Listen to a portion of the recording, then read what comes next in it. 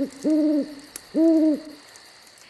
guys, welcome to Recipes Tested with RecipesTestober, and today I'm going to be kind of simmering it down and not going all crazy and wild with the fall recipes. Today I'm going to be doing a brown sugar and buttered baked acorn squash. And I got this from Pinterest from recipe-diaries.com, and the link will be down in the bottom below.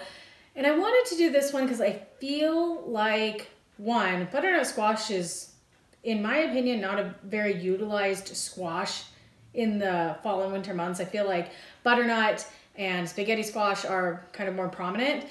And two, I feel like because it's not really eaten a lot, people don't really know what to do with it. So I'm going to be doing this. It looks super delicious. So if you guys are curious to see how this recipe turns out, just keep watching and I'll get testing.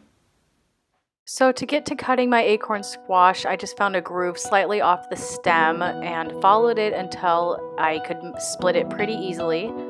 And then once that was done, I scooped out my seeds.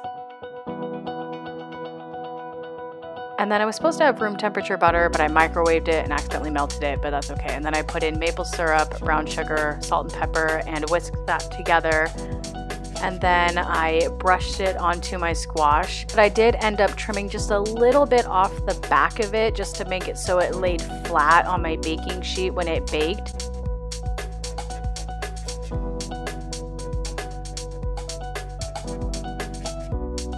And then I just baked it until it was ready to go. So here's the squash. My house smells amazing. So I'm gonna go ahead and do my thing and give it a taste and let you know if it's love at first bite. Oh, I don't wanna make a mess. Oh my God. Oh, wow. This is really good. It is like sweet and savory to the max. Perfectly nutty roasted squash, and the butter.